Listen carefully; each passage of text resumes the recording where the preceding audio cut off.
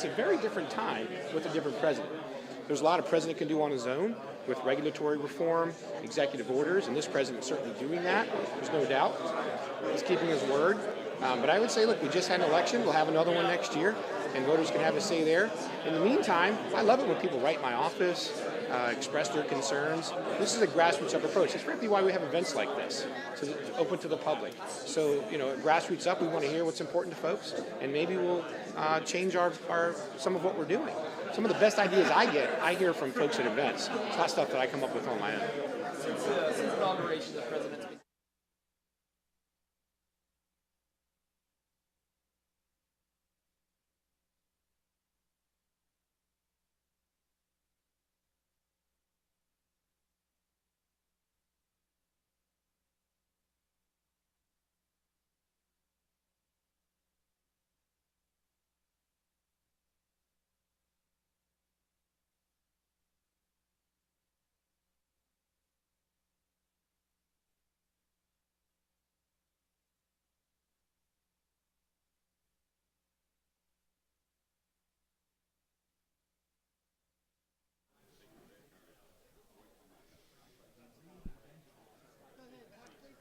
Lip sync 1, 2, 3, 4, 5, 6, 7, 8, 9, 10.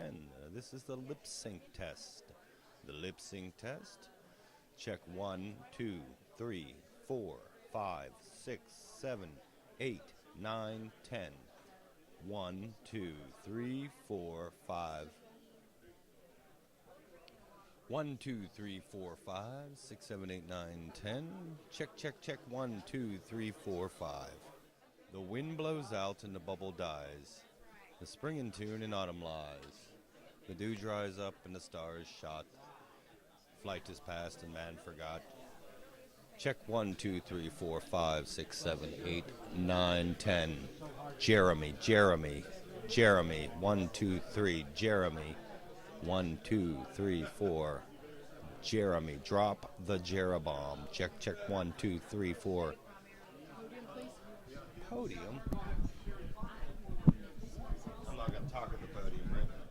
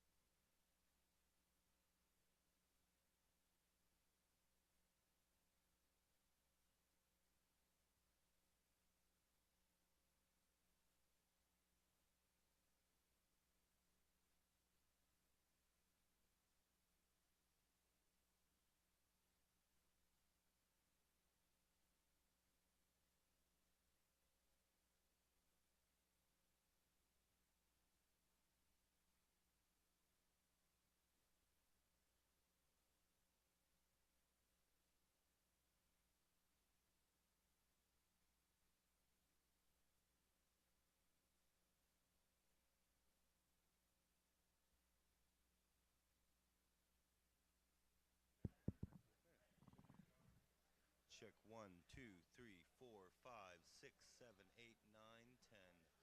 1, 2, 3, 4, 5, 6, 7, 8, 9, 10. 1, 2, 3, 4. Lip sync test. 1, 2, 3, 4, 5, 6, 7, 8, 9, 10. 1, 2, 3, 4, 5, 6, 7, 8, 9, 10. 1, 2, 3, 4, 5, 6, 7, 8, 9, 10. Check, check, check. 1, 2, 3, 4, 5, 6, 7, 8, 9, 10. 1, 2, 3, 4, 5, 6, 7, 8, 9, 10. This is a lip sync test.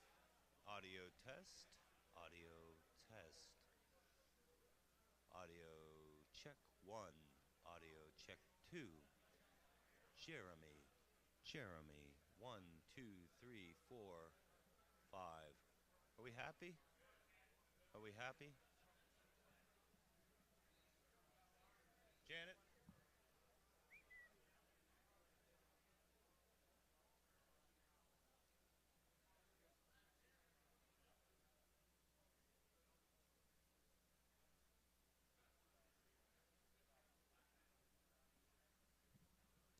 Check 1, 2, 3, 4, 5, 6, 7, 8, 9, 10. 1, 2, 3, 4, 5, 6, 7, 8, 9, 10. 1, 2.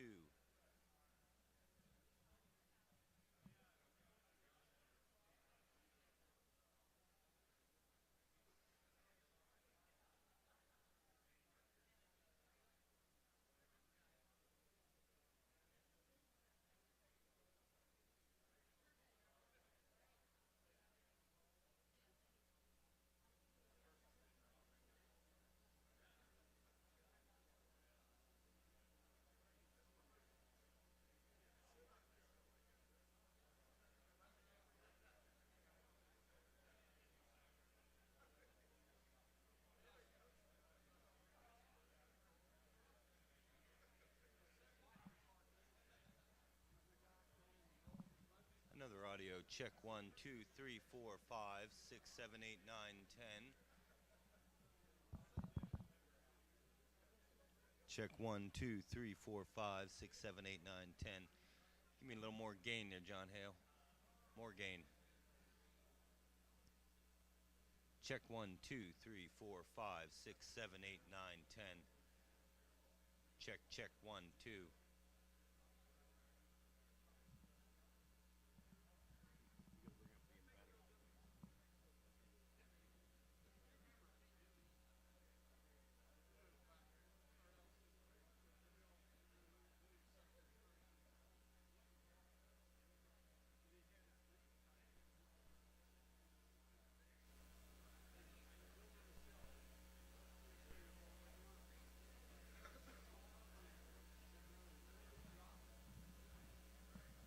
One, 2, 3, 4, 5, 6, 7, 8, 9, 10.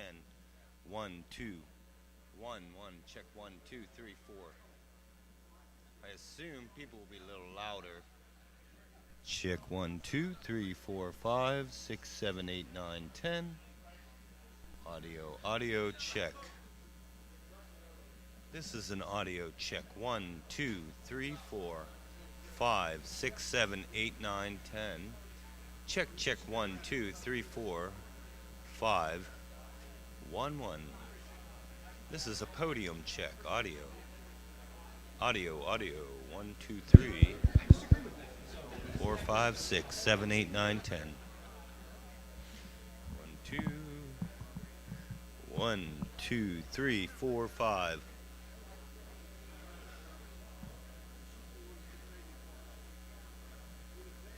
Talk to me. Check.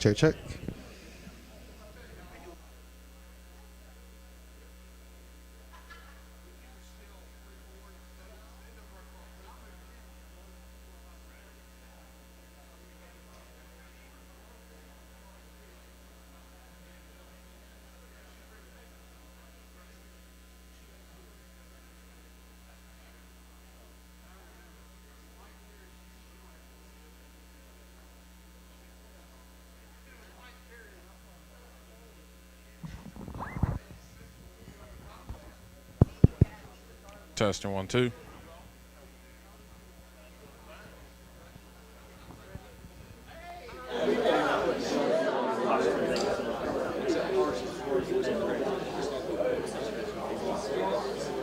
Testing 1, 2, 1, 2. 1, 2, 1, 2.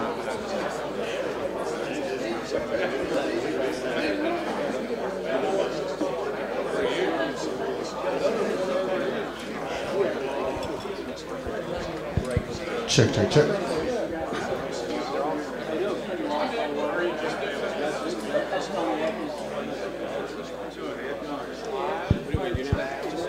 Check. Right here.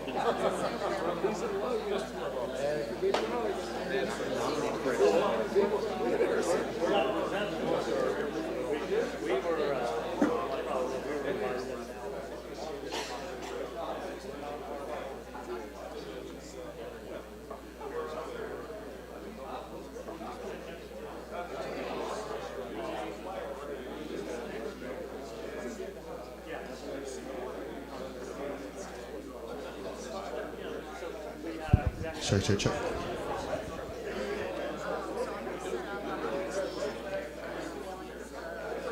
Check, check, check.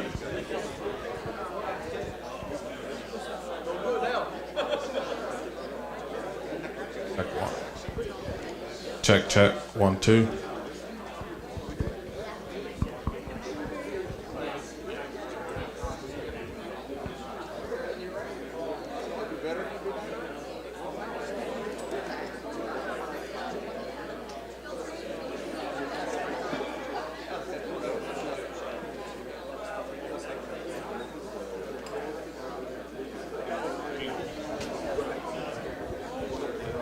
Check 1, 2, 1, 2.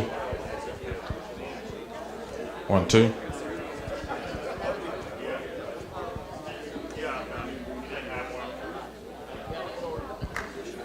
Check 1, 2, 1, 2, 1, 2. 1, 2.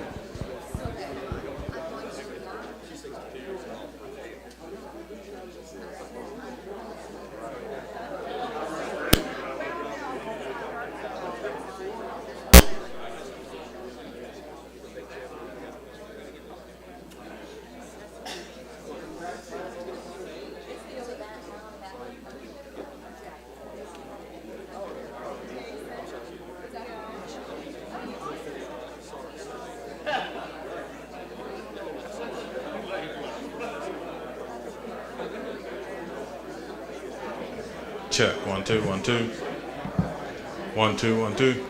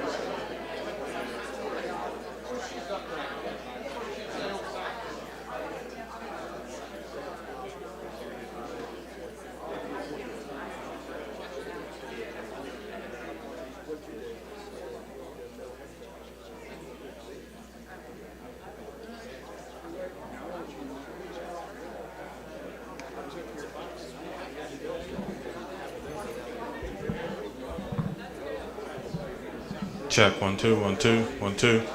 Check. Check, check. 1, 2, 1, 2. 1, 2, 1, 2.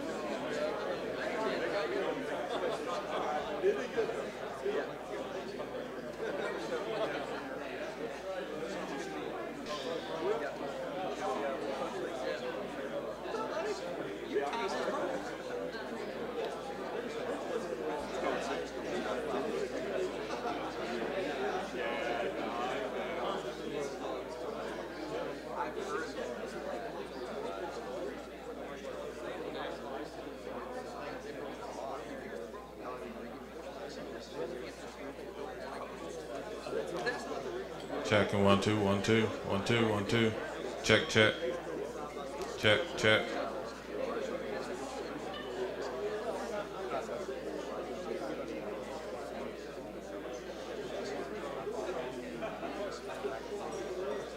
Checking checking.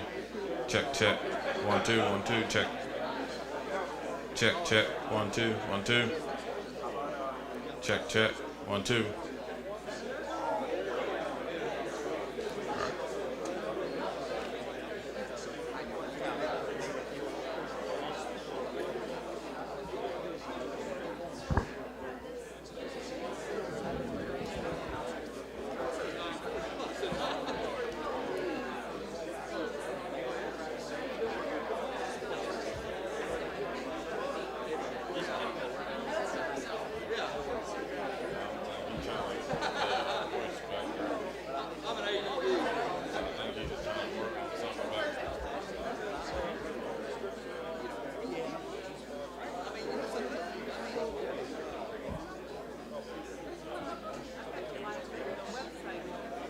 Check 1 2 1 2 1 2. Check check. 1 2 1 2 1 2.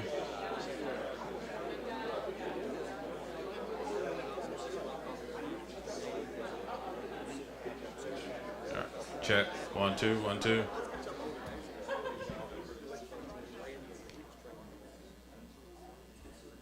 Check.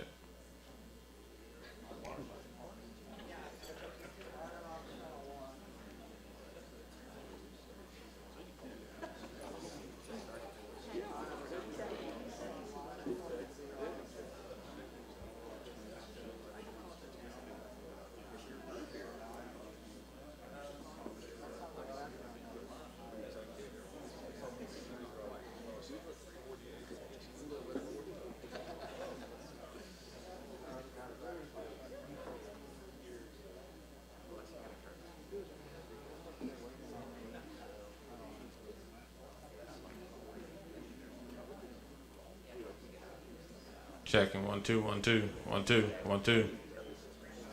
No. All right. He's good.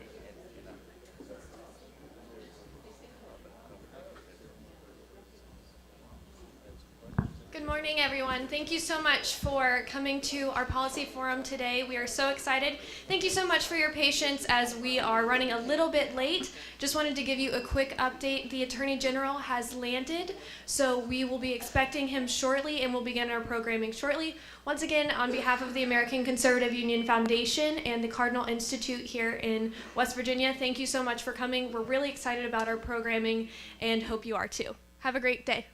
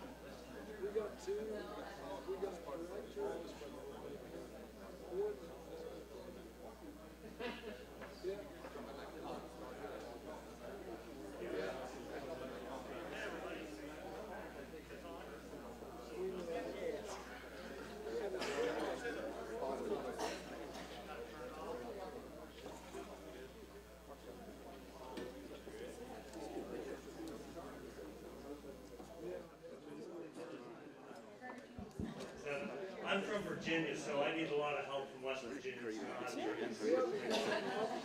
I'm Dan Schneider. I'm the Executive Director of the American Conservative Union. We are here with the Cardinal Institute. Garrett, thank you so much for welcoming us. Join me up here. We are very excited to be here.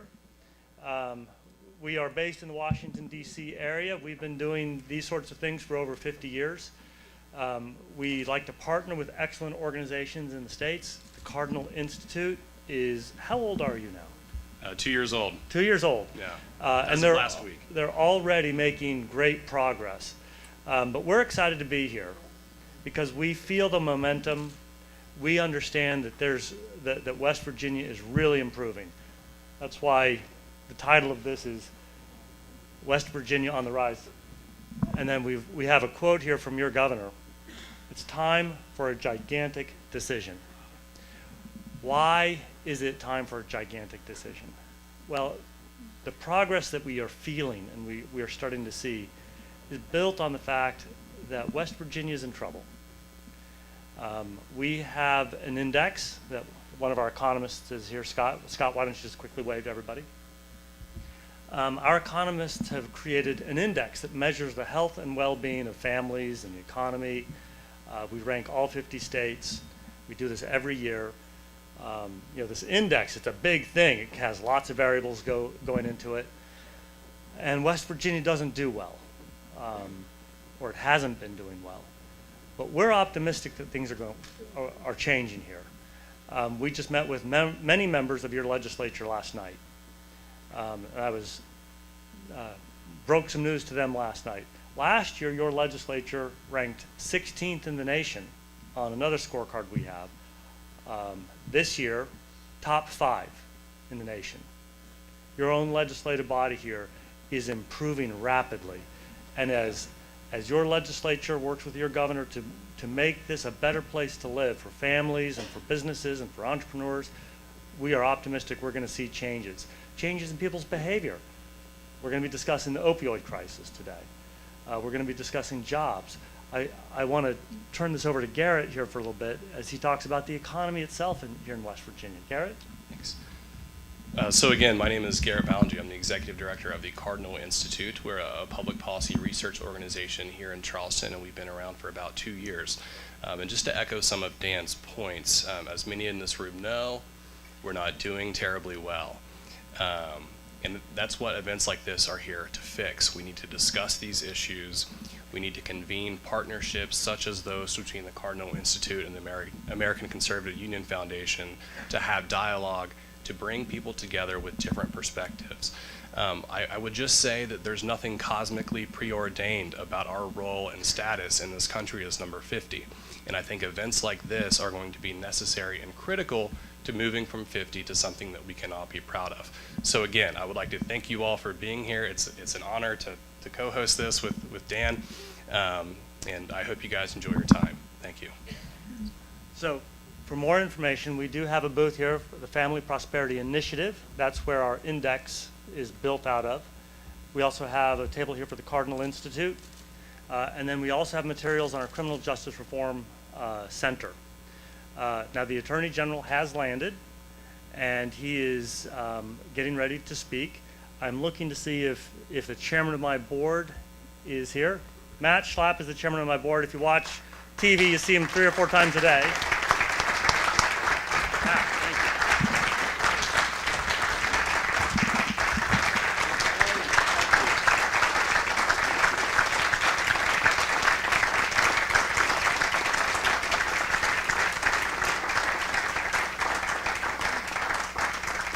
Now, I know that was for me. I don't know if you also saw the Attorney General's here. It's our great honor. My name is Matt Schlapp. I'm the chairman of the American Conservative Union. As Dan says, we are the nation's original conservative grassroots organization, and we're ready for the fights that the country has to make. And it is our great honor to be able to have the Attorney General here today, mostly because I know you're not really a politician now, because as the Attorney General, you have to rise above all that. But as an elected official, he had a 94% lifetime rating with the American Conservative Union.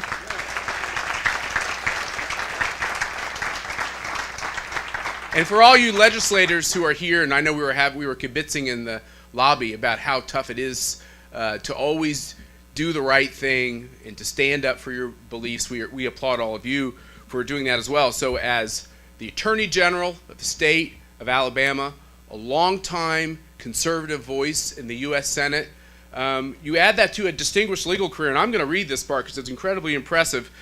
Mr. Sessions has a distinguished legal career, first as a practicing attorney in Russellville and then in Mobile, following a 2-year stint as the assistant attorney, U.S. attorney for the Southern District of Alabama. He was nominated by Ronald Reagan, our hero, in 1981 and confirmed by the Senate as the United States attorney for the Southern District of Alabama, a position he held for 12 years. And he was afterwards elected Attorney General of the state of Alabama in 1995. Now, the most important part of his resume is that he is the grandfather of 10, the father of 3, and someone who understands the importance of family and what makes family strong, which is one of the themes, Mr. Attorney General, we're going to spend time on today. We appreciate you all being here, and let's give another rousing hand for the Attorney General of the United States. Thank you. It is so good to be with you in God's country indeed. Thank you. Thank you. Please have a seat. Thank you so much. That's a great, encouraging welcome, and it's a pleasure to be back in Charleston. We were here a few months ago to talk about the very same subject I'll be talking about today, and it was a good meeting then, and I look forward to a good meeting with you today. Shelley Moore Capito was there, and I appreciate her, and my friend Joe Manchin. I appreciate him and his support. And Congressman Mooney is here. There he is, Alec. Great to see you. It's good to visit with you a little this morning, and thank you for your leadership on this subject and so many other conservative values that this nation has to confront. You know, Bob Terrell, the editor of the American Spectator, says conservatism is not an ideology, it's a cast of mind. It's how you approach things. And most of us, I think, that are conservative or cautious, or what shall I say, we just are not too enamored with the latest new idea. We want to think it through, like, why hadn't it been done before? You know, and a lot of these new ideas turn out to be worse. Matt, thank you for your leadership. I appreciate that very much. The ACU is one of the oldest and largest grassroots conservative organizations in this country. Its value is just tremendous, and I appreciate that. And want to congratulate you on Mercedes' return to the White House and her leadership there, and be a big assist to President Bush, President Trump. So I would also like to thank you for your leadership in hosting this discussion. I know today you'll talk about a lot of these issues in detail. It may be that you would say that I'm hitting the high points, but I think that's important too, to make sure we get a good perspective as you go forward throughout your day. And I'm glad to be able to participate. We are indeed. Before I get started, I see Wayne Rich down here, great patriot. How many years in the Department of Justice, Wayne? 33? And then he's been off to Iraq and Afghanistan or somewhere, I don't know, helping rebuild those countries after he retired from the Department of Justice. It's good to see you again. Appreciate that. So we're in the midst of a daily opioid crisis, and now a months-long, really years-long epidemic. It is that, in fact. Make no mistake, however, that combating this poison is a priority of President Trump. I've been in a number of meetings with him, which he's been personally engaged in this. He's asked Governor Christie to lead in talking about many of the disastrous results that are occurring, the addiction that is occurring as a result of the opioid epidemic. He's had other ideas and programs that are going forward. You can be sure that we in the Department of Justice are focused on doing something about it. In fact, President Trump recently declared that this week to be Prescription Opioid and Heroin Epidemic Awareness Week in order to bring greater attention to the devastation caused by highly addictive drugs. In making this declaration, the President has stated unequivocally to all those who are suffering from addiction and seeking treatment or who are in recovery that we stand with you. We want you to succeed. We're praying for you, and we are working every day to see what we can do to help make things better. But let's be clear about what we're up against. Today, we are facing the deadliest drug crisis in American history. In 2015, a record 52,000 Americans lost their lives from drug overdoses. 52,000, 1,000 a week. That's more than the population of Charleston. More Americans died of drug overdoses than died from car crashes or died at the height of the AIDS epidemic. And amazingly, for Americans under the age of 50, drug overdoses are now the leading cause of death. That is an amazing statistic to me. And as I have expected and divined, this problem is not a blip on the horizon. The numbers for 2016 are preliminary numbers are now in. They're even worse than last year. 64,000 Americans lost their lives to drug overdoses last year, 2016. 64,000. That would be the highest drug death toll and the fastest increase in the death toll in American history. And every day the crisis continues to grow as more than 5,000 Americans abuse painkillers for the first time. Talk to the police, ask them about it. They'll tell you many people became addicted almost their first time they've tried some of these powerful and addictive drugs. We've never seen deaths like this before. Even in the 70s and 80s, the drug crisis was so real at that time, and when I was involved in, as a United States Attorney in dealing with it, we never saw anything like these deaths. It's caused from a number of different reasons. So this crisis, prescription painkillers, heroin, and synthetic drugs like fentanyl. In 2015, opioids were responsible for most of the fatal drug overdoses in the country, killing more than 33,000, 4 times the number of 20 years ago. Last year, there were 1.3 million hospital visits in the United States related to drugs. And as you know, West Virginia has been hit especially hard. According to the Centers for Drug Control and Prevention, West Virginia had the highest rate of overdose deaths in 2015 at nearly 3 times the national average. In West Virginia, more than 4 out of 5 overdose deaths were related to opioids. The top 4 counties in America for opioid overdose deaths, Wyoming, McDowell, Boone, and Mingo, are all in West Virginia, and 6 other counties in the state fall in the top 20. I can't say that Alabama is much better.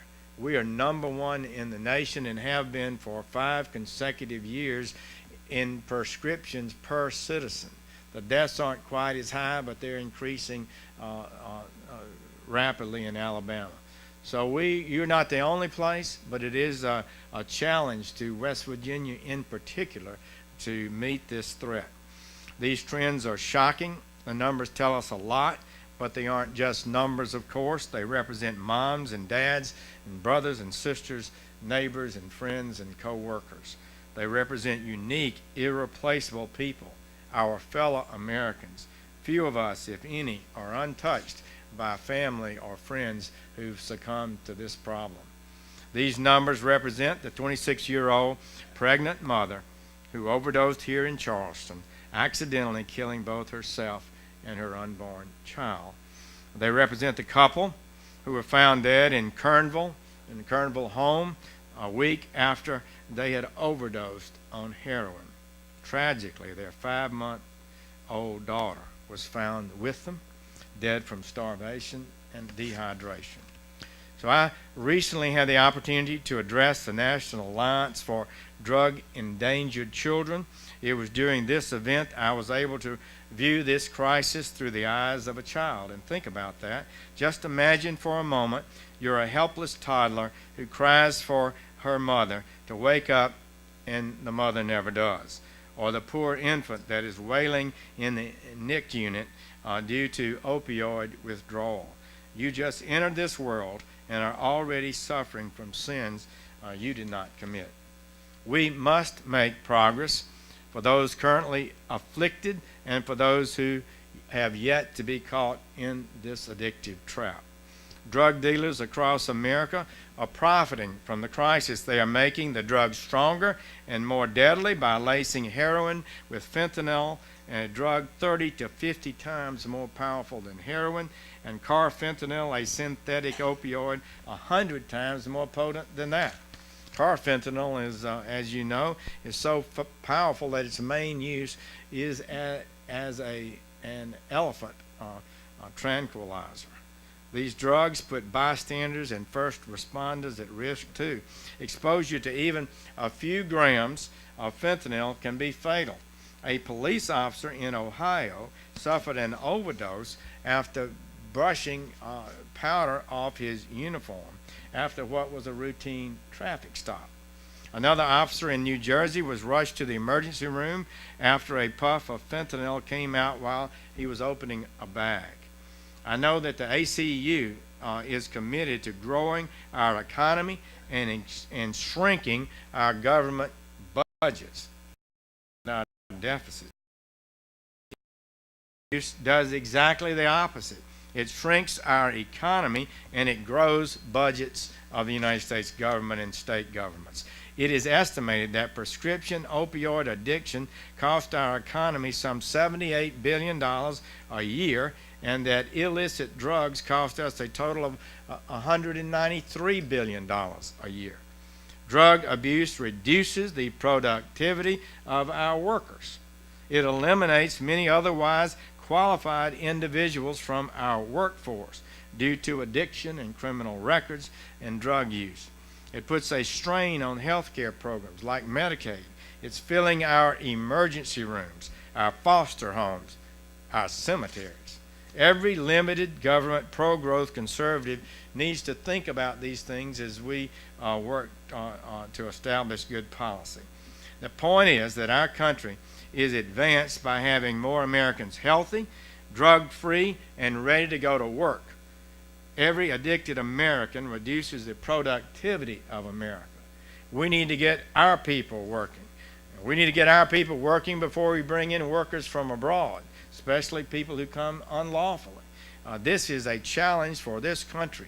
We have one of the lowest workforce participation rates in history. In the working ages, we have an extraordinarily low number of Americans actually with a job. It's gotten better under President Trump and in the last year or so, but we've got a long way to go to reverse that trend, and a lot of people are not working because of drug abuse and addiction. But sadly, even with this record death toll, exorbitant costs, new tragedies are taking place every day. Some people in our culture and in government continue to say that drug abuse is just no big deal, or that it's merely a private choice, a private matter. That is wrong. We have a culture to defend, an economy to defend, a nation to defend.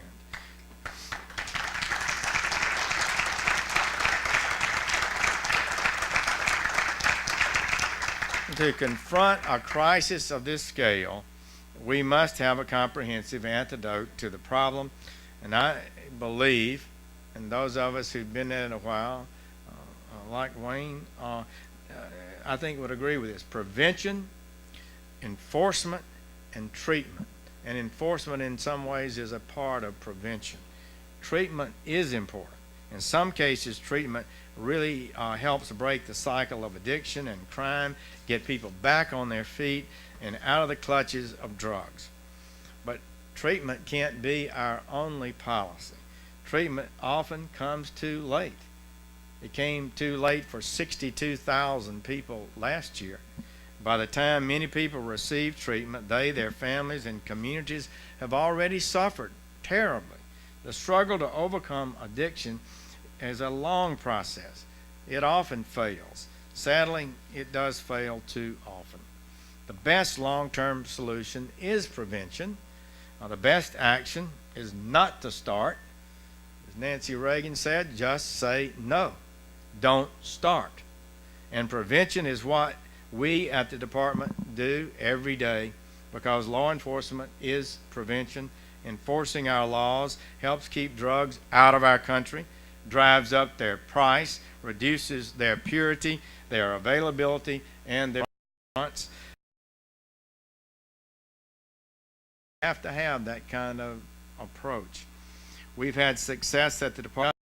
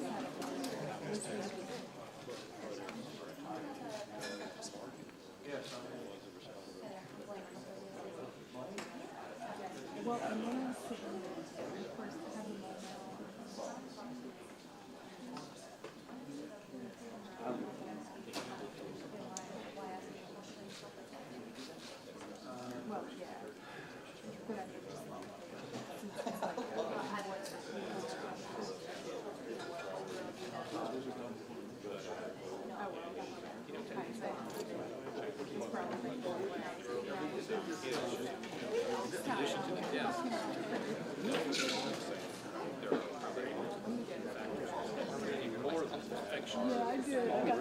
I wanted to destroy the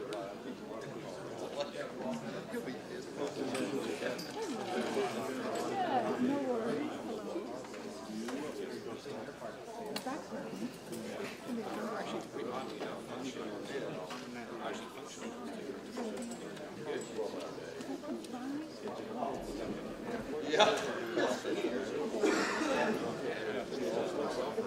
Ladies and gentlemen, thank you so much again for joining us. It's not every day I get to follow the Attorney General of the United States, but I promise that I will do. Anderson. I'm the Public Affairs at the American Conservative Union Foundation, and the Attorney General is absolutely right. We need to start looking for long-term solutions to the opioid crisis. This is something that the ACUF Foundation has been talking about and entering the dialogue about for a long time now, so we are thrilled that the Attorney General was able to join us today. And continuing that, yes, absolutely. And continuing that dialogue, I'm joined on stage by Karen Evans. She's the National Director of U.S. Cyber Challenge. She has an impressive federal resume, and she and her family have also been directly affected by the opioid crisis. So Karen, I want to thank you for joining us today and sharing your story. And let's start from the very beginning. Tell me a little bit about yourself and your background and how your family began the fight against the opioid crisis. Okay, so a little bit about myself. I'm married to my high school sweetheart. We've been married 34 years. We have 2 children, adult children. I need to keep saying that they're adult children through this process. And today is my son's birthday. He is 27 years old, and my daughter's 23. And I am excited to say that both my kids celebrated their birthdays this year because both of my adult children are in recovery. They were addicted to prescription drugs. And so my own background, both of us are professionals. My kids were in college. My son was in law school. And the addiction just took over. You know, they just got addicted to prescription drugs. And we started this journey on recovery October of 2015. And I'm sitting here today to tell you that my son has now been clean since February of 2016, and my daughter is also clean since January of this year. And so thank you. And the reason why I decided that I really needed to talk about this is because I have really navigated the system of what the Attorney General was talking about, and I've had extensive experience about how Washington, D.C. works, how public policy is formed, and I am greatly concerned about what is happening here in this state.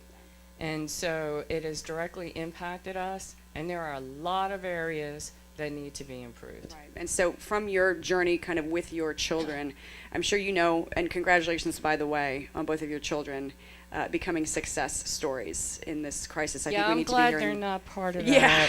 Yeah. Absolutely. Yeah, the 54,000 or 52,000. So you've seen, I would assume you know a lot about programs that work and programs that don't work. What have, in your experience, seems to be the most successful type of program? What worked for your children?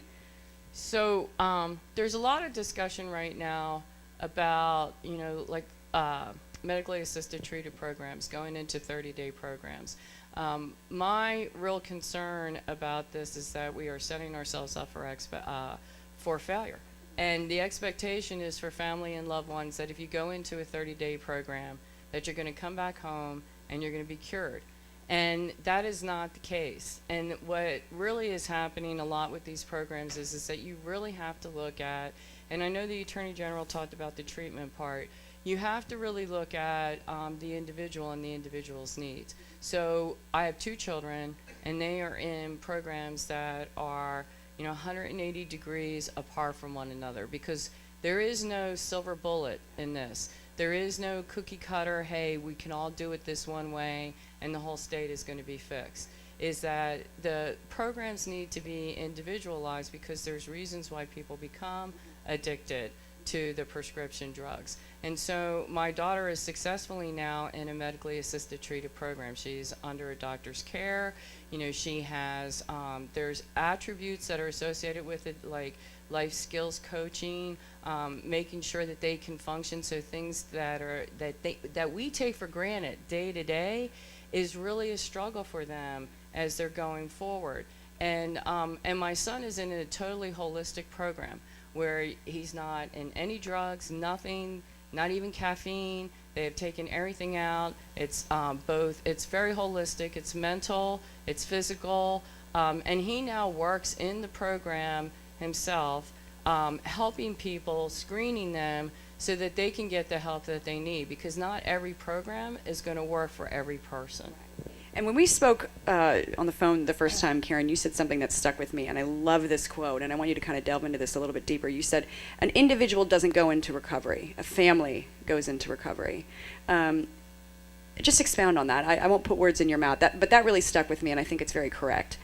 Okay, so that's along the lines of, and this is the other reason why I really wanted to talk about this. A lot of times what happens is you're at wit's end, especially if these are your children, you know, going through this, and you're really upset, and a lot of it is kind of like, let's just kick them to the curb, or we have to do tough love. And, you know, tough love comes in a lot of different ways.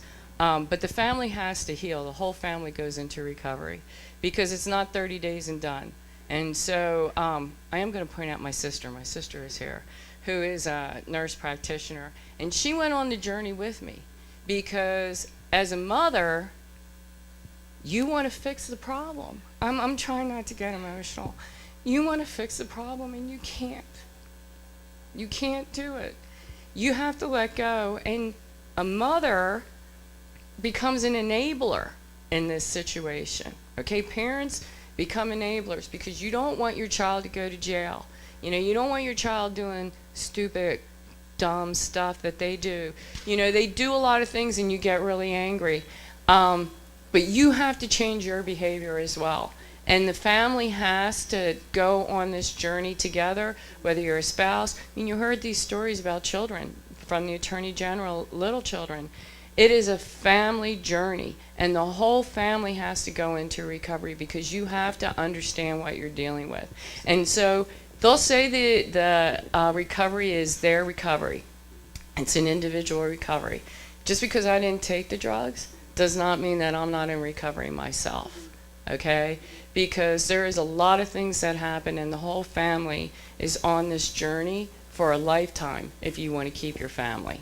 And kind of in that same vein, Karen, what are the things that maybe parents or other family members, you mentioned your sister was a part of this journey too, what are sort of the indicators or signs or things that family members should keep an eye out for if they suspect that a family member is using drugs?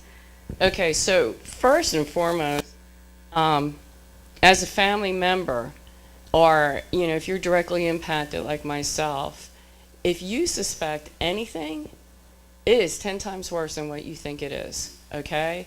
If you suspect a thing, you need to hit it head on, okay? And now in talking with friends and, you know, you share stories about your family, I can pick up nuances in discussions that people are having. And so I ask now directly.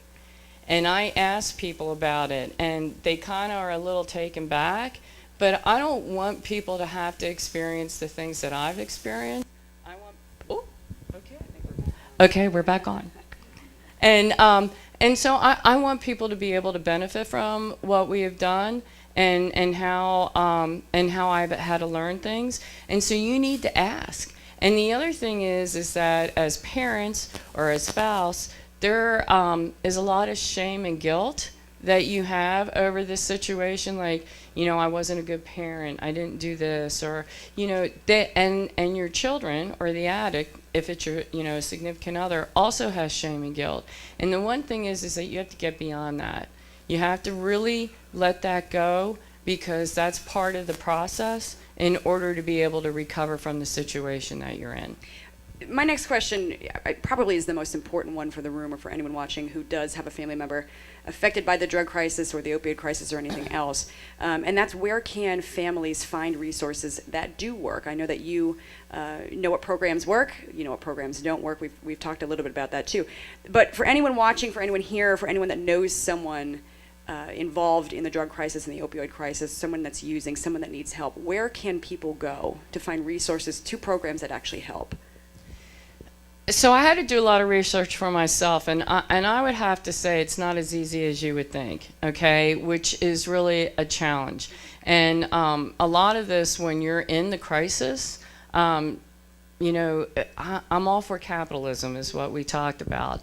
A lot of people are moving into this space in order to take advantage of people when they're in their crisis. And so if you go to like some of these websites where the very first thing they do is they look at what your insurance plan is. And then based on your insurance coverage, they're going to recommend, like, for example, they were recommending this vacation place for my son. And, you know, it's your son, and of course you want to do this. And I'm like, yeah, well, my son did a lot of other things here, and he isn't going off for a vacation. This is not a reward. And so you know, there's a lot of things that you have to think about, and they're not very easy to find. And there are advocate groups out there, and that's the other reason why I'm now working and publicly speaking about this, is that we have to make it easier for loved ones to find the resources. You can get into a 30-day program, but that's the beginning. The 30-day program is not going to fix you. The 30-day program, all that does is get you off of that particular drugs, and that they need a long-term, what really works, or anything that's a minimum from 90 to 6 months. And that's how much time that they need to start clearing out their mind. It takes over a year for a person's brain to actually heal from all of this. Absolutely. Well, Karen, I want to thank you again for sharing your story. Anyone listening, either here or online, if Karen has shared resources that you find that are helpful, and certainly you have today, we are streaming this and we're archiving the video. You can check us out online at American Conservative Union on Facebook. We're also documenting this entire program today, so you can find us on Twitter at AC Foundation. And we're also going to be posting this on our YouTube page too. So I encourage you to check us out online, and Karen's going to be here for the rest of the day if you have specific questions. Karen, I'm volunteering you to answer some questions offline. I'll be happy to help. Thank you for joining us, and thank you again. Thank you.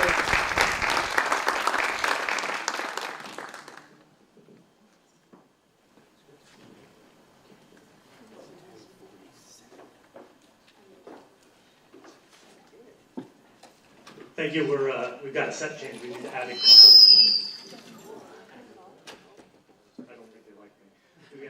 We're adding a couple chairs. Our next panel is specifically on this opioid crisis, and we've got some experts who are going to speak to you about this, and they'll be able to take questions as well.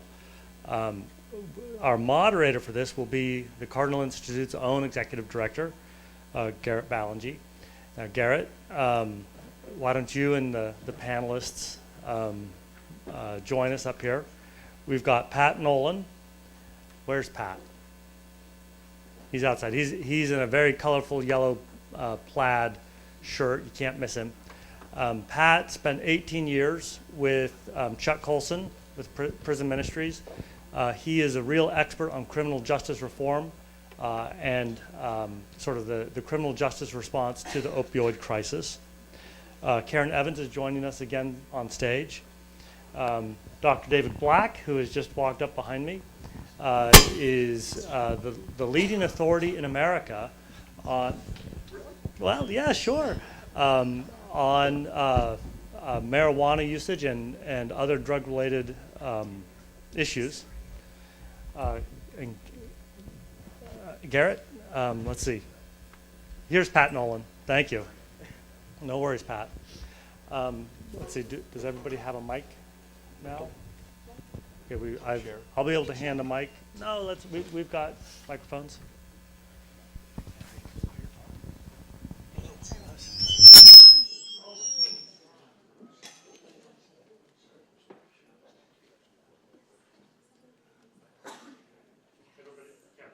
Here you go. Thank you all.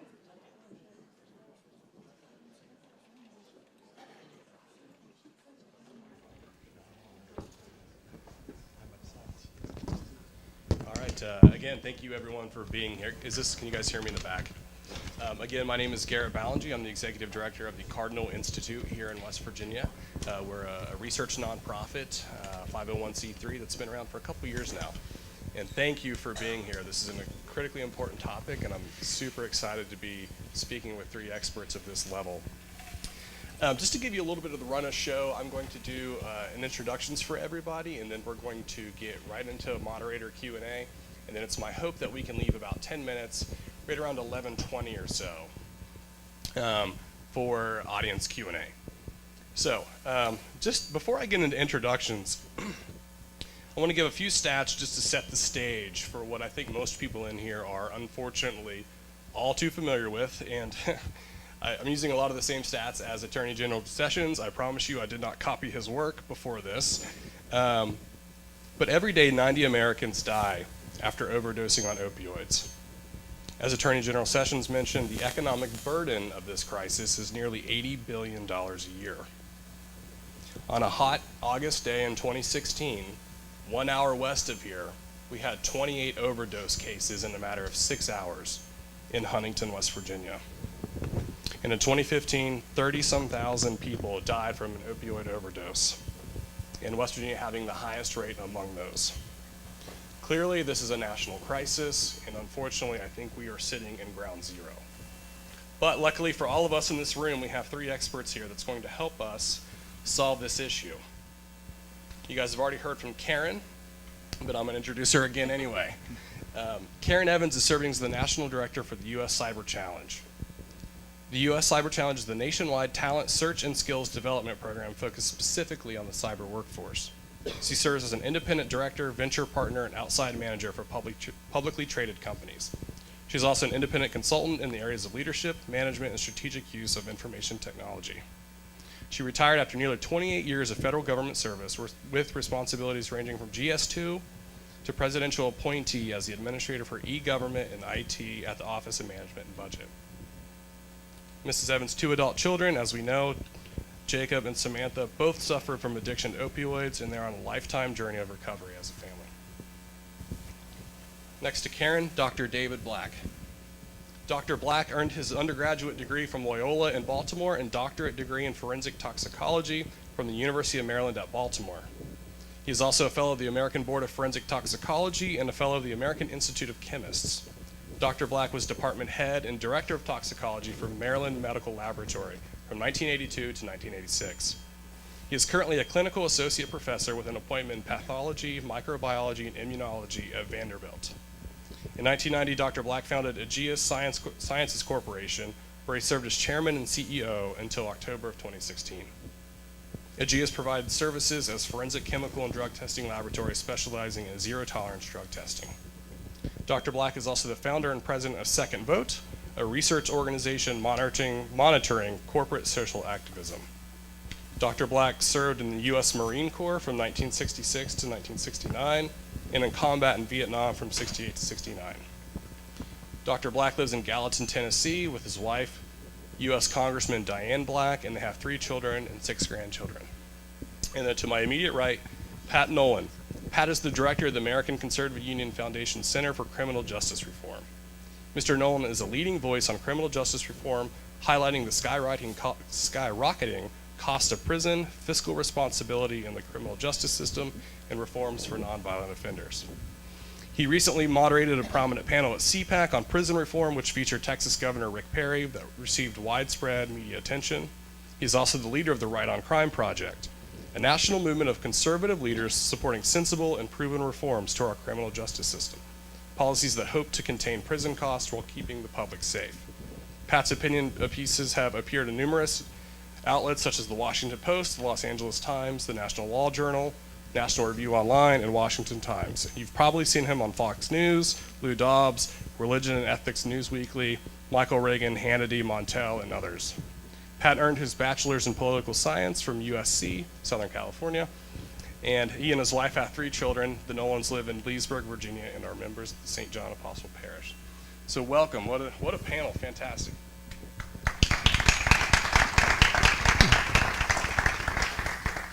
So I want to throw everyone an open-ended question here to get us started, and I'd like to hear from each of you, but Dr. Black, perhaps we'll start with you. How did we get here? Everyone sort of has their boogeyman, whether it's the pharmaceutical companies or unscrupulous doctors or the addicts or a bad lagging economy. But I kind of want to know from each of you, in your opinion, in your estimation, how and why are we here? Well, thank you, and thank you all for allowing me to be here. Big question, more complicated than I'm sure could be answered in a few moments. I bear the advantage of being an old guy involved in this. I've been involved in substance abuse related issues since I started my doctorate program back in the early 70s. But even while in Vietnam, I saw my first instances of real substance abuse with cannabis use. However, my father was an alcoholic, so I guess I can back up further and saw the impact that had on our family. And I have 2 siblings who died an early death from drug overdoses. How did we get to where we are? It's truly a complicated answer, but from my observation, I think we have political issues, we have cultural issues, we have biochemistry issues. I think we also have a large part of faith issue. I think a lot of this comes back to faith, but I'll come back to that in a moment. But on the political side, I think one of our problems is we look at these problems as being independent or in silos. For instance, in the 1980s, we had the cocaine epidemic, and we addressed the cocaine problem. And now we have the opioid epidemic, and I've done a lot of drug testing of athletes with the use of performance-enhancing drugs. There's been a lot of attention on anabolic steroids and human growth hormone and diuretics and beta blockers and all those drugs that may be abused. I think too often we work in a silo. The opioid problem is an indicator, a part of a much larger problem. We should not look at this as a silo. We should look at the fact that we have a pro-drug use culture. We have a culture that has changed dramatically in the last 30, 40 years. I think we have to recognize that we use the wrong terminology.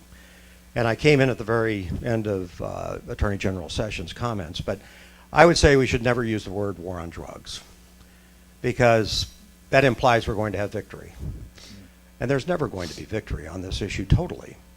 Because for as long as folks have found psychoactive substances in plants or funguses or whatever it may be, they have used and abused. I think what we have to do is just try to control, minimize, and address the issues with good education. But there will always be those who choose to use. It's much like the war on poverty. There will always be the poor. The war on poverty implies everybody someday is going to be middle class. That probably won't happen. So I think we have language problems, terminology problems. Real quickly, on the faith-related issue, I think this is a crisis in faith. I think this is, to some measure, we could describe as hedonism. It's a focus on how do I feel for the moment. And a big part of this problem is advertising on television. I'll come back to that, but watch the ads on TV for drug use. You're going to take a pill and you're going to live in a world of beautiful sunsets. I guess sex in a hot tub. You'll be young again, and life will be just grand. And they never focus on the downside. It's only the upside. So I would say multiple problems. Those are just a few. All right, Pat, I know it's a complex question. It's a complex issue. In your opinion, how are we here? Yeah, first, I'd like to say I agree with Dr. Black very much.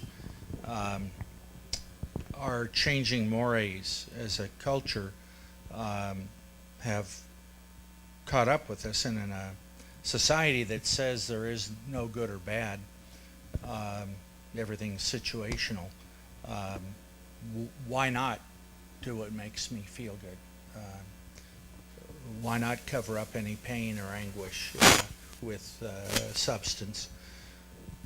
But I'd like to say too, this opioid epidemic is of a much more significant nature, just because of the, in some people, the instant addiction that can take place. General Sessions said, it affects just about everyone. One of our families, I don't know if it's me.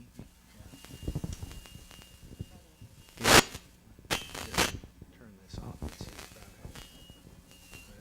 I'll hand it to Garrett. Not every, or just about every family was, it's my electric personality, is impacted by this. And in most cases, it was not a bad moral choice. Somebody was in an accident or had surgery, and in order to deal, or yeah, maybe it's McCain haunting us. But they get into it. It's not like they were out looking to be part of the drug culture. They took the painkillers because they were in a tremendous amount of pain. We could get into what doctors do as far as the, giving you 15 days when maybe 2 or 3 would do. There are a lot of issues like that. But at its basis, this is not a decision somebody makes to get involved in opioids, but in certain personalities and also certain brain chemistry, it grabs a hold of them, and then they become desperate, And when their prescription runs out, they need to, this addiction needs to be fed. And so they turn to illegal means. But it's very interesting, the different reaction. Our, I'd say, guiding star is harm reduction. How do we reduce the harm? As Dr. Black so correctly says, this is not something we're going to, not instantly, it will eventually have victory. It is a struggle once somebody gets hooked to try to get them off. But it's also very dangerous. And in many cases, and I'm not a pharmacologist, but others that are, they're experts say, sometimes when someone has gone clean and then stumbles and uses again, it is, the impact is so much greater than the dose they were used to having, that their lives literally are on the line. So we got into it, I think, sort of backing our way in with people for benign reasons taking it, and we weren't prepared as a society to deal with it and figure out how to help reduce the harm of them. One last thing, people call it a victimless crime. It's not a victim, as we have heard here. It impacts obviously the individual person, but their family, their community. It definitely has victims, and we need to accept that fact and try to deal with that, and again, reduce the harm. Thanks. All right, thank you. Karen, you've seen this much closer than most. So I don't disagree with all my esteemed colleagues here based on your analysis, but I'm going to bring it a little bit closer to the family, which is we're a society of instantaneous results. Like, we're used to getting in and, okay, if you want to know an answer, you just Google it. And so we want instantaneous results, we want instantaneous responses, and then I'm going to throw this out there with the culture is the entitlement. And I did it myself to my kids. It's the sense of entitlement. Like, it's the spoiling of your children because you want, and this is why I think you're seeing it really dive down based on the statistics that the Attorney General said, because we want our children to have better lives than what we had. So we give them things. And instantaneous, they want that instantaneous gratification. And so if they can't get it in other ways, then they're turning to drugs. And that is the piece that I think we have to really figure out is, how do you deal with this? Everything is at a touch of a finger. You can just pick up your phone and get stuff. And so that's what has to really be dealt with, because that in our culture, I think, is really driving a lot of this need to have that stimulation. And so they're turning to drugs. And that is not a good thing for us to be doing. All right, excellent. Dr. Black, I want to jump back to you a little bit. You mentioned that you've been in the medical profession for quite some time. And I think we've all heard the stories where millions of pills are shipped to towns with a population of 200, for example. But I actually want to dive into the sort of the medical profession itself a little bit. Can you talk about how you've maybe seen some norms evolving or changing in the medical profession as far as prescribing these types of things goes? Really kind of give us an inside look into what are doctors thinking when they're writing these things. Is it simply a profit motive, or is there something else going on?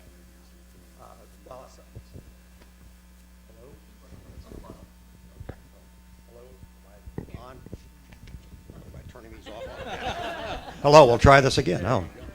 Although I trained in legal medicine as a forensic toxicologist, and I thought my career would be primarily on the dead, I've spent most of my life actually dealing with the living because of the epidemic of drug abuse.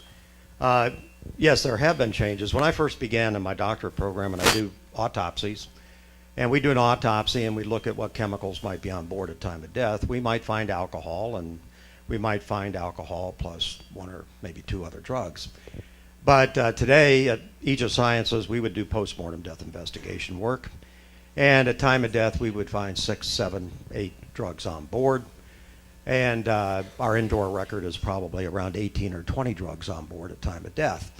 We've had a definite shift in our culture with regard to taking drugs. At the same time, we've seen public service announcements leave the air. We used to have great public service announcements that would talk about the risks and dangers of substance abuse. Is there a profit motive? Absolutely. Drug companies overproduce drugs for their medical need. I was on a national panel on anabolic steroid abuse, and one of the things we recommended to President Bush 41 with regard to anabolic steroid abuse, anabolic steroids have very little medical application, and yet they're making millions and millions of pills that ended up on the street. So we suggested to the president, the FDA put in guidelines saying we're going to limit their production to the medical need. What happens to a drug that is produced that doesn't meet a medical need? It goes to the street for non-medical use. That's called drug abuse. And that's a reality that we are dealing with. There's a great demand for a profit-driven company that is got shareholders expecting a good return to make more money. And to make more money, they produce more drug. This has resulted in all sorts of phenomena. I'm going to use one more real quickly with regard to physicians. But when I first entered clinical medicine, there used to be age-related testosterone concentrations for males. Males hit their peak at their late 20s. Sorry, gentlemen, but we start declining at 30. And by the time you reach my age, your testosterone concentration in your blood compartment is pretty low. We used to have age-related testosterone concentration interpretations. We now have one range for what is a normal testosterone. So if I go to the doc and I get my testosterone measured and I'm at the bottom of the normal curve, I may say to my doctor, gee, I guess I want to get some testosterone so I can go up to the upper end of the curve because I feel a little tired and I'd like to feel like I'm 18 again. Well, we've redefined normal within the medical practice, which then encourages drug administration. And then we end up with a population of drug users that are now using a drug that's not necessary because aging is a natural process. But a lot of people don't think aging is a natural process. Another problem we have these little smiley faces they use for pain measurement. Get rid of the smiley faces. We shouldn't have smiley faces telling you what everybody should have a little bit of pain in them, especially as you get older. I messed up my left leg in Vietnam when I was 20 years of age. It's gotten worse over the years. It now wakes me up at night with a little bit of pain, or with sometimes a lot of pain. But I don't take any narcotics. I take non-steroidal anti-inflammatories. I don't use a pain med because I know the downside of the pain med. So medical practice has changed in a lot of ways in which normals have been redefined. The redefinition of normal leads to the administration of drug. I will say also pain management as a practice, as a new practice of medicine, it's the only practice of medicine I know where patients are lined up at the front door before the doctor opens the door. If you go to a pain management clinic, you'll see people standing in line outside the door before the door is open. That is not medicine, in my opinion. When I had Aegis, we were doing 200 million drug tests a year. All across the United States, we had a total look. We would test from pre-birth to post-mortem, pregnant females for use of drug harming their child, as well as post-mortem death investigation. We had a very good view of what was being used in the United States, and pain management clinics were the biggest portion of our business. And it is a practice that needs to be looked at very seriously because absolutely medicine is a big part of this issue. And hopefully it'll be a big part of the solution. All right, thank you for that. Pat, I'd like to go to you next. In West Virginia, we talk a lot about the supply side of the opioid crisis, whether it's prescription, medicine, pill mills, pharmaceutical companies, things of that nature. I'd like to pick your brain a little bit, though. How do we curb the demand side of this? Is it simply public service announcements? Is it more education? Is it people just knowing more about the addictive capacities of these types of pills? In your opinion, how do we curb demand for these things? That is the crux of the matter, because if there was no market for the drugs, it would disappear. I do want to say, as Karen spoke, it occurred to me there are really two very different populations involved in the opioids. One, those who are seeking an escape from whatever their reality, their minor life crises, which seem major to them, things like that. The others are those who sort of back into the addiction through, legitimate use of the drugs, and they're hooked. Rush Limbaugh, Cindy McCain, there are some famous examples of, people. And again, it doesn't affect everybody the same way. An addictive personality is more like people's chemistry is different. So what somebody can tolerate, or not tolerate, can use and then walk away from, others has grabbed a hold of them. But that's very different than the person that says, hey, the age of love, let's escape reality. Back to the demand, we have to, I think, give people an out. And doctor, the field of pain management, I think, has been an engine behind abuse. But also, I know my doctor, she's an MD, but an osteopath as well, and believes in natural healing. I don't know if it's pronounced right, naturopathy, or anyway. Anyway, so her idea of pain management is to try to look at the non-medicinal way to relieve the pain, looking at acupuncture. I'm a Catholic, so talking about meditation and prayer. There are a lot of alternatives to just the quick pill, and as Karen said, that instant gratification is going to ruin us as a society. The idea you can fix everything quickly. I would also say that though one of the big problems we have is to some in the prosecutors community, it becomes a numbers game. How many they can arrest. It's shocking that half of the federal prison population are in for drug-related crimes, but only 14% of them are major traffickers. We're going after the small fish.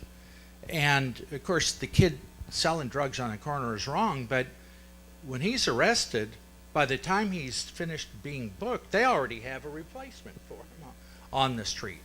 We need to stop the large shipments across international borders and state lines, and that's what the federal government's role is. We shouldn't be spending all this money going after the low guys, and that's what's puzzling. Why would only 14% of the prosecutions be major traffickers? That ought to be the bulk of their business. Stop the people that are shipping this poison into our communities. So that, I think is a problem. We need to get around, our minds around, how do we stop this terrible flow of poison into our cities? And the best way are the big shipments. It takes time to put together those cases. But I was appalled when I found only 14% of those doing time for drugs were the Mr. Big. Anyway. Excellent, thank you. Karen, I'd like to go back to you on this. Obviously, we've focused a lot on your personal story, but you've been very successful in your career. I want to talk a little bit about, in your eyes, where is the intersection between a strong economy and the opioid crisis? What kind of connection do we see there? Okay, so, now we're going to switch mics. So, in prepping with this, so in my background, what I do is I look at situations and I try to look at the business process, figure out what the solution is. And to me, when we're looking at this, especially in the case of West Virginia, it is about our economy. And we really need to have good jobs in this state, and we need to bring jobs back to this state. Because what is happening when you talk about the demand and you're looking at all of these other things, a lot of these people are moving into selling drugs because there are no jobs. And the demand is there for the jobs, for the drugs, so therefore they become drug dealers. So, and then they can't get good jobs because then they test positive on the drugs. So we have to really sit here and figure out what do we want for our state, in our state is we want a thriving state. I want my children to be able to come back to this state and live and work in this state. And right now, this state is a dangerous state for them to be in. It threatens their recovery because the jobs are not here. We need to build a strong economy that allows for the state to thrive. And then as people, the hopeless situation that people feel when they're unemployed, that also fuels this cycle. And so we have to say, okay, there's got to be steps that go along the way. We need programs so that people can get into jobs. When they're in jobs, they need to continuously have support. Because the only way that I believe this state is going to move forward is if we have a thriving economy that allows people to feel good about themselves so that they're not looking at these other ways to deal with the problems, and that good hard work, good family values, having the good culture, and that is what our state is about. Our state has the moral fiber to do this. We believe in God, we believe in hard work, and what we have to do is bring the jobs back here so that they can get employed. So I see that as a really strong intersection and part of the solution to this problem for our state. Could I, Yeah, absolutely. comment on Yeah, that? absolutely. Sure. And I agree with the premise. But I will tell you, I founded a business with 4 employees that grew to 1,000. Borrowed $70,000 and built a $700 million company on just drug testing. What I saw in the 26 years I ran my company is that in bad times, people use drugs to drown their sorrows. And in the good times, when they have the money in the pocket, they spend money on the drugs to party. My brother Danny died at the age of 44. He'd been unemployed, but he got called back to Ford. His first paycheck, he went out and got his heroin, and that's what killed him. So I agree. You know, we are called. This is why we're on the panel. Yeah, we are called by God to work and to contribute, and I do believe that we do need to be individuals who dedicate ourselves to some positive end. But there's something else going on here, because I don't think it's the economy and the amount of drug use are necessarily inversely or directly a corollary. I have found that people are using drug sessions, and it's going to continue to increase. It's going to continue to become a bigger problem with the path we're currently on. Okay, wait. Okay, now he's hit on a good issue. One other thing, which I didn't get to hit on because of the way the question was asked. And when we were talking about prevention, there is a mental health aspect to this, okay? Whether we want to agree or not. So if I go into jail, like what you're talking about, the one, the kid that gets arrested, we have to also do, and whether we want to do treatment or whatever we want to call it, they're talking about is like, it has to complement. If you're in recovery, you have to have this mental health, call it counseling, whatever it is. I mean, I had to go through it so that I could change my behavior, so that I could understand what I was doing to contribute to the situation in the family, so that I could change my behavior in order for the family to be able to move forward. So that's another third axis of this. The Attorney General talked about it at a high level, but that has to get implemented down into the family unit and all the way up to the nation as a whole, or we're never going to fix it. Because that mental health issue really needs to be addressed. Yeah, I agree with both my colleagues here. You have on your table a tremendous resource. What Scott and Wendy have put together, the Family Prosperity Index, is a thorough analysis of the great damage done to West Virginia's economy by drugs as well as other defects, disintegrating family and other things. Take that, study it. It's a gold mine of information. Of course, Scott's going to go through some of it, but it's the best source. They've done all the work for us and put together this so you understand the deep implications of it. You've hit on a really important topic for me. When I was in the legislature in California, mental health was my passion. I got the first appropriation for a forensic mental health unit in LA County Jail. Up to then, they had no program to deal with mental health in prisons and jails. I might say, though, the prison and jail is the worst environment in which that can happen. So if you put a non-dangerous person, but that has an overlay of mental health problems in prison, it's going to exacerbate their problems. They don't get good treatment. If they have severe mental illness as opposed to mental health problems, and we tend to blur them, but there are specific things that are mental illnesses, they make running jail or prison impossible for the sheriff and police. Jails run on order. People going a certain place at a certain time, following instructions. Somebody that's a paranoid schizophrenic that is getting messages from mailboxes that are, communicating with them, and they don't have their tinfoil hat, so they can't read the messages. Somebody like that, by definition, can't follow orders. They then are abused by the other inmates, and oftentimes by the staff, because they're so irritating. Then they get put in solitary, which makes it even worse. We need to build a community mental health system in which they can be placed, receive the treatment, and then we need to have laws that allow the court to follow them, and if they get off their meds, they can be ordered back without starting a whole new process.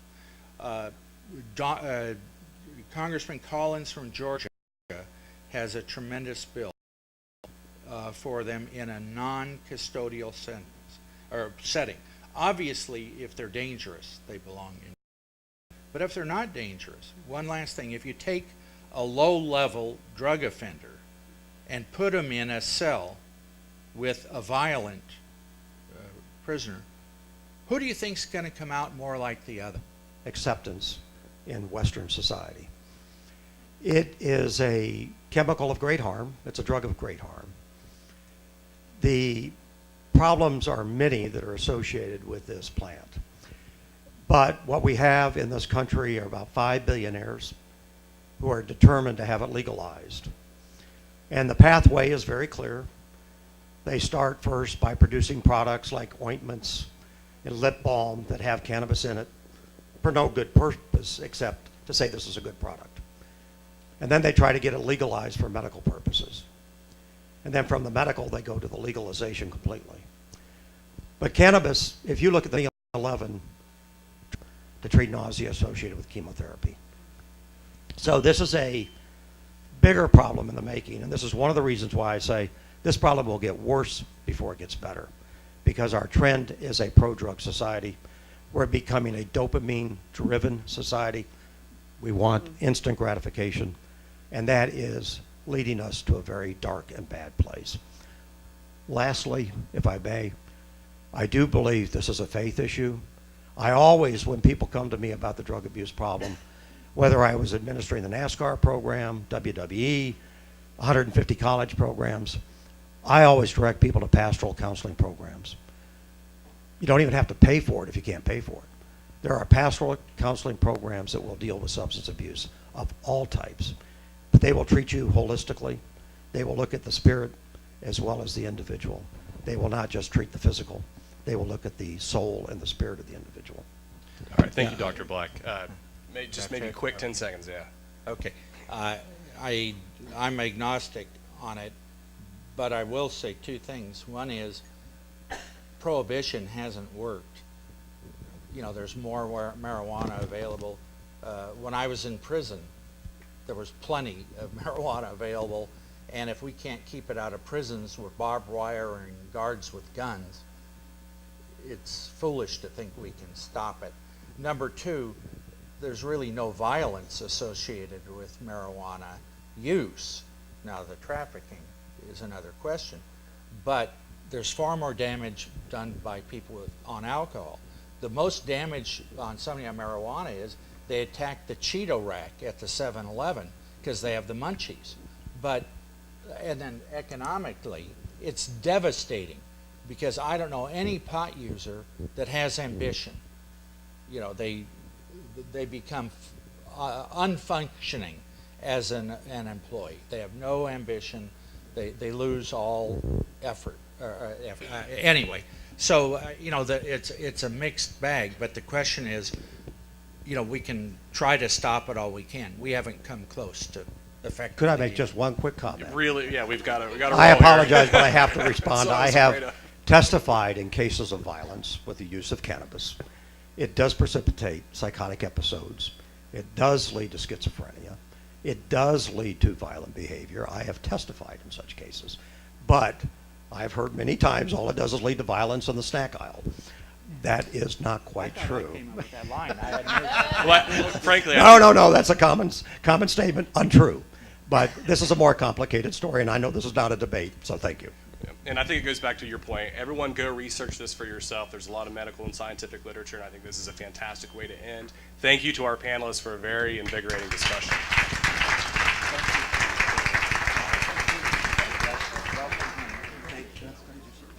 All right, thank you so much, everyone, for joining us for that panel on opioids. We're now going to be transitioning into the part 2 of this panel. This is a 2-part panel where we're addressing the social implications that is going on in West Virginia. So the second part is about families.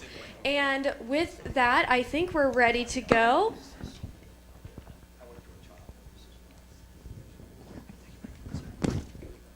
All right, I'd like to welcome to the stage Jackie Anderson, Grant Collins, Scott Moody, and Jesse Troyan.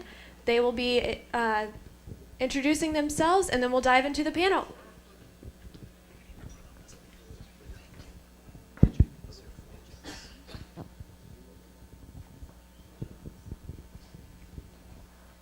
Do I have the unlucky mic here? No, this one works. Thanks you guys for sticking around. I won't spend too much time introducing myself because you all by now I think know who I am. I'm Jackie Anderson. I am the Director of Policy and Public Affairs for the American Conservative Union. And I'll bounce it right to Grant since you all have heard me talk enough already. Thank you, Jackie. My name is Grant Collins. I'm the Senior Vice President of the Workforce Development Practice Area for a large nonprofit in New York City. I oversee a number of contracts, but I think what's important for today's discussion is who is a part of the group that I serve. They're ex-offenders. They are individuals who are on public assistance, many of whom believe they should be on federal disability. They are homeless. Just about everyone who I work with are individuals who probably have given up on the notion that they're going to be a good candidate for an employer. So when you hear my comments, then you'll have the context. My name is Scott Moody. Along with my wife, Wendy, we are the directors of the ACU Foundation's Family Prosperity Initiative. All right, you got the unlucky mic then.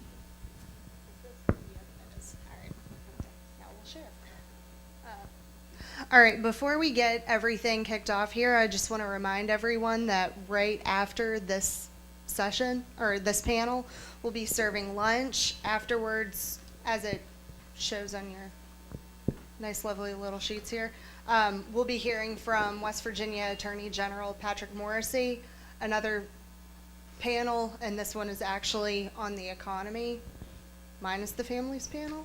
And then to wrap things up this afternoon, we'll be hearing from U.S. Representative Alex Mooney. Okay, thank you guys for joining us today. And where I would like to start off with this panel is I'd like to hear from each of you the ways that you see these solid, intact, supportive family structures. How do those mitigate the all too evident downsides that we see playing out in the economy and, you know, much more poignantly through the opioid crisis? A lot of this actually has to do with the FPI, which, Scott, I promise I won't steal too much of your thunder on that one. But what Scott and Wendy are doing with the Family Prosperity Index is truly unlike really anything else that people are doing on this. What it really does is prove that social factors and economic factors are intrinsically linked to one another. It's not that they're related, it's that they're intrinsically linked. And what do I mean by that? Well, you can't have prosperity in one without having prosperity in the other, right? So a fruitful economy a thriving financial structure in a state is the direct fruit of a thriving community and thriving families there. So, Scott, like I said, I'll try not to steal too much of your thunder, but what we see, and I think, Karen, you and I talked a little bit about this too, is that the opioid crisis doesn't just affect, and I'm going back a little bit to the opioids, but I'll promise I'll make a family point here, is that the opioid crisis doesn't just affect low socioeconomic families and low income states. It affects everyone. Everyone's affected by the opioid crisis. I grew up in a relatively well-to-do kind of suburb of Washington, D.C., and there were people in my private school that used opiates back when I was in high school, when I went to college up in central Pennsylvania. There were very well-to-do children from well-to-do families using opioids and illicit drugs too. But what the FPI shows is that because there's overlap with those two kind of spheres of factors, and what do I mean by that? That's the economic and that's the social, is that the opioid crisis and illicit drug use is far higher in low socioeconomic families and communities. So I guess I'll bounce that over to Scott, who can go into a little bit more data than I can, but I'm just setting that up for you to knock it down, Scott. Well, thank you, Jackie. I appreciate that. And, you know, my wife and I were both trained economists, and you know, that's not really a background you would expect for two people to be doing a project like the Family Prosperity Index. So I want to share with you a little bit about our journey, because like some of our speakers previously, it begins with a personal one. And my wife, Wendy, who unfortunately couldn't be here today, grew up in a very dysfunctional family. Between her mom and dad, they had 6 divorces combined before they gave up on marriage altogether. And she has 5 step-siblings. She's the only one really to have escaped that dysfunction. Her step-siblings, unfortunately, are marked by many of the factors we include in the FPI. Things like low educational attainment, drug abuse, incarceration, unemployment, and of course divorce itself. And one story she likes to give about how this impacted her life was, as a 12-year-old girl, she was left all alone into the wee hours of the morning at the LA train station because her stepmom forgot to pick her up. And I reflect on that because I mean she's lucky that her face is on a milk carton somewhere, in that kind of situation. My own personal story, my family life was idyllic in comparison. My parents are married, still married today, and I'm not going to tell you how long that is, but we struggled with alcoholism. That taught us that life is about more than economics. Society matters. And what is the core building block of society? It's our families. And when our families are broken, that's where we're seeing the opioid crisis spring from. I mean, what's different between today and 50 years ago? It's not heroin. Heroin's been around for a long time. What's different is the American family has changed dramatically. In 1960, 6% of all babies were born to unwed mothers. Today, nationally, that's over 40%. In some states, it's approaching 60%. Think about it. That's an experiment that no scientist would ever perform on his test subjects, yet we as a society are performing it on ourselves today. And what we're seeing is, as many of our panelists have spoken about, that hole that's in people's lives, it begins with the family you're born into, and now, unfortunately, a lot of people are turning to drugs to fill that hole. And before I conclude, I just want one shameless plug. And we know we've talked about the study, and everybody has a copy on your desk. The national study from which this is an extract from is also on our table. You can find all of our studies, not just West Virginians, but we've done other states as well, at our website, familyprosperity.org. And this deep dive is a necessary component to understanding all of the factors that are influencing the opioid crisis in West Virginia. Thank you. Great work. I've participated in a couple of forums, and it's always good to be able to use the index as a way to have a conversation, as we are today. Just a couple of statistics to dovetail onto what Scott just mentioned. I deal primarily with single mothers in the programs that I serve, so I just wanted to highlight that a little bit. Nearly half of all children with a single mother, 47.6%, live in poverty. The married couple families.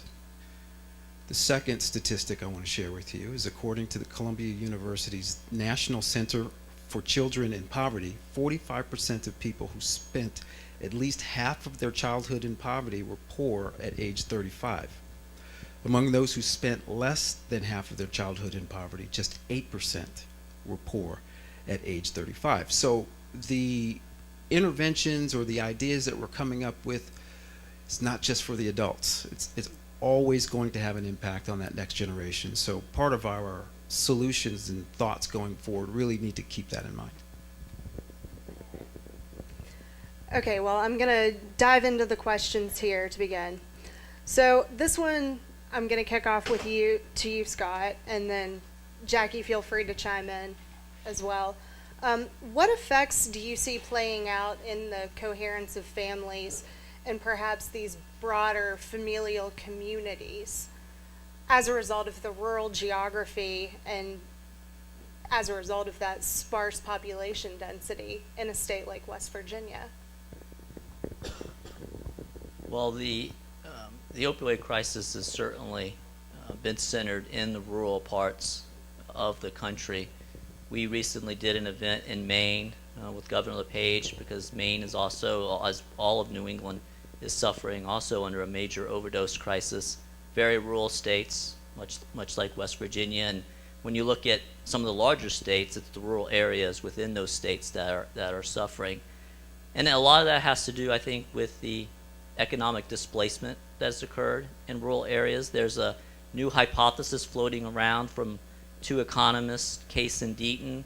You may have heard this deaths of despair term that they've coined.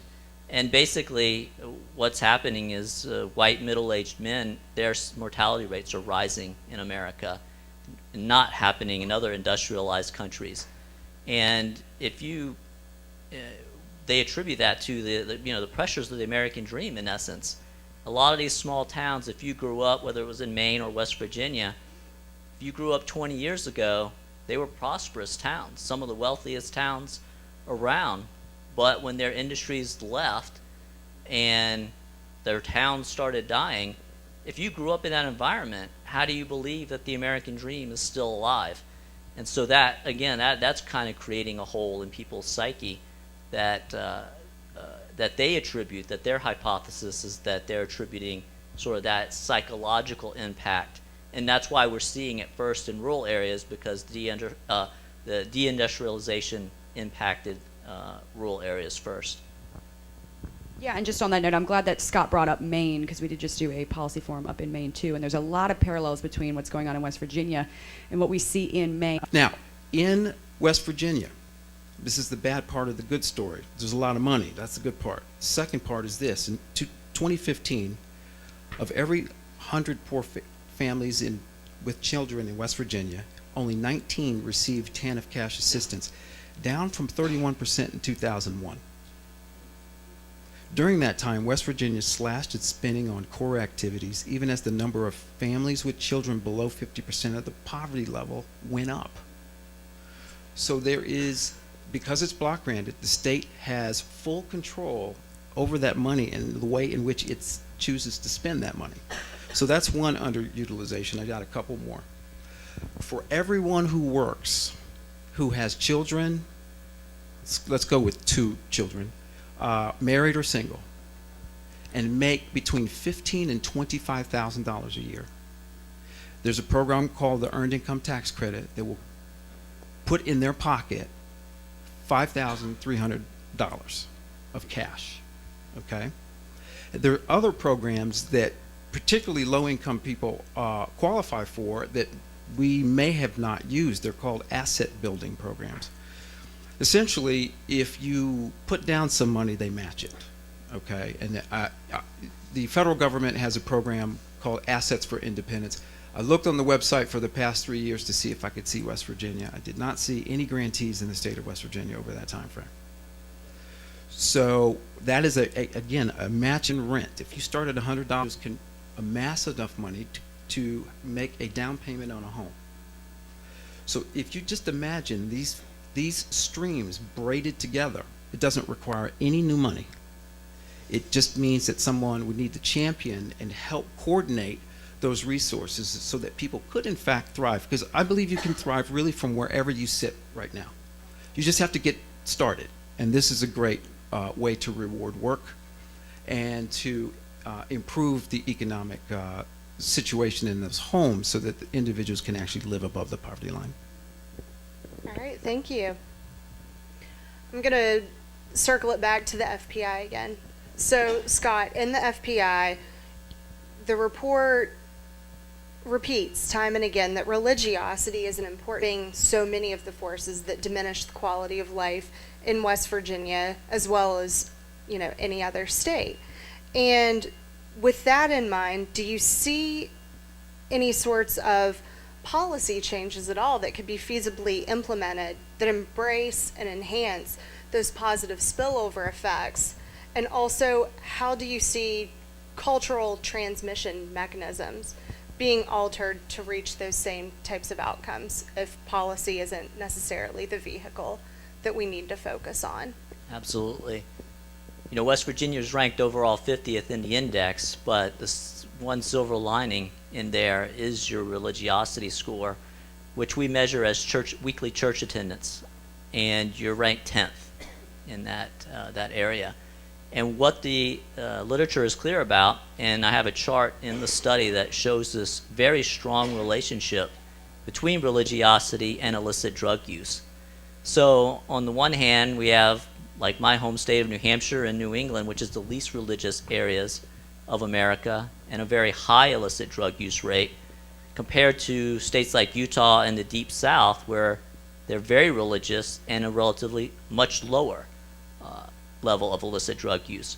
So as bad as the overdose crisis currently is, it could be much worse without the protection that religiosity has provided the state.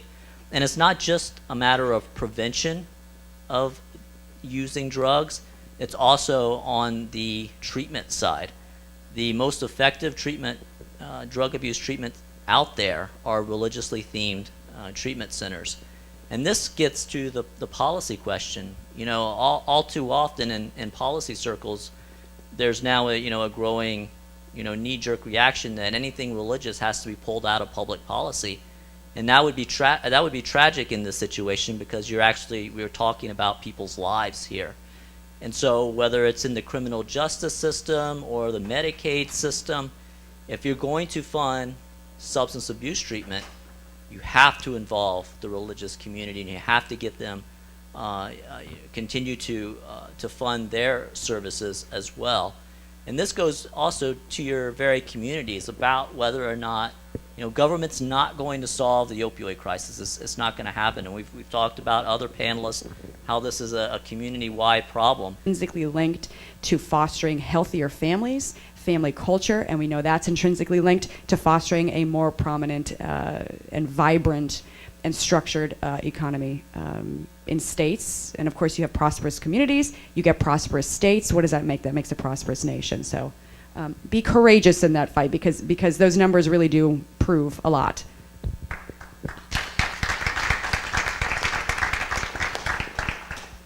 All right, I'm going to bring it back to you, Grant. From your experiences, can you highlight some of the innovative ways that policies and programs can and have done better by the more at-risk, especially youth, in these single-parent or alternative caregiver households? Sure. I have a specific example I'd like to share with everybody. It was a site visit that I did some years ago. I took a trip out to Michigan, to Detroit. We took a bus to a suburb. It was a Saturday morning.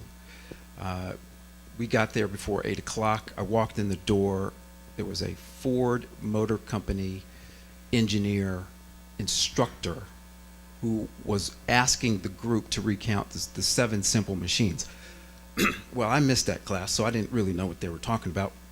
But they went ahead and did that, and then after that session, at 10:30, the instructor announced that they would be building robotic arms that morning, and I was amazed because they were 4 years old, this group, and they had no idea that they weren't playing. They thought this was fun, but in fact it was called the Detroit Area Pre-College Engineering Program, and they all had on these shirts that said "the little engineer that could," and they had their parent with them. It had to be a blood relative, and so at 10:30 that morning I decided to go with the parents because I was convinced that these kids thought they could do anything. It was great to see it. So I went and I sat down with the parents, and I asked a few of them, you know, what made you decide to get in this program and get up at 6 o'clock in the morning on Saturday for two semesters a year, for 3 years they were going to do this. Blood relative, had to be a blood relative. And I heard some things that changed my whole view of what's possible for all of us. I heard someone say, it's the only time I have with my daughter, so I decided to make the commitment to do it. I heard another gentleman say, I had to go back to school just to keep up with this 4-year-old, knowing the trajectory that he was on at this point. And then a person said that, you know, this time was absolutely critical because it changed the whole educational future and direction for their older siblings. So everyone in the house was affected by the attendance of this 4-year-old in this program. So as a result, I realized that most of what's possible or not possible is what's between our two ears ourselves, and soft bigotry of low expectation. Because I watched a group of people who started doing science, technology, engineering, and math, STEM, in 1976 before anybody thought it was popular, because they saw imported engineers to Ford Motor Company and they just decided to grow them themselves, right? So the lesson there is, again, you can thrive from wherever you're at. It really does depend on your perspective, and that we really shouldn't limit what we think people can do, and we should challenge ourselves every time we see something like that. And I'll end here real quickly, but here's my thought. It might come up in a different question, but you're already going to know my answer. So if we know this works, and it does, why are we not doing science, technology, engineering, and math in Head Start? Right? That baffles me, and until we figure it out, I'm going to keep pressing and asking the question, not limiting this question because it's so honest. I was actually this morning, I was looking online at a lot of different kind of family-oriented and service necessary and intrinsic. I think step 2 is making sure that we're talking about these resources. You know, I'm so grateful that more. Maybe it's not a state thing. Maybe it's a community thing. Maybe community and civic leaders and certainly religious leaders need to be preaching from the pulpit or preaching from their, civic business leaders conferences or whatever they are, talking about the need to do this and talking about the need to revitalize families.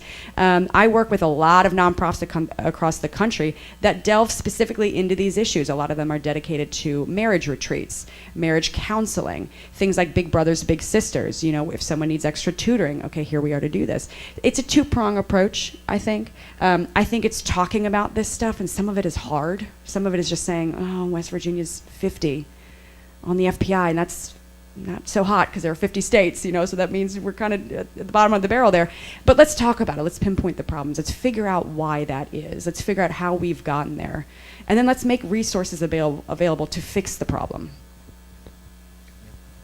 I'm going to suggest a couple more things. Perhaps we can talk about the resources, and I'm going to submit that each one of you in this room can actually be one, especially when it comes to this issue that I just mentioned, about the uptake of the Earned Income Tax Credit. Even with the religiosity factor, it would be interesting if the faith community would take this issue on to make sure that everyone who has a return coming to them gets it, because They have provided the volunteer income tax assistance or whatever is necessary, or coordinated with the nonprofits that actually do that work, so that everyone who's eligible gets it. The reason is because it will get families out of poverty. Get children out of poverty. There'll be more hope because there's more resource in that family, right? So that, to me, would be a really good short-term opportunity. I haven't looked at the numbers, but it's available to see how many working families earn within this band that I was mentioning, and how much then would be available per community. It doesn't have to be a state thing. It can be where you live. It can be neighborhood. It could be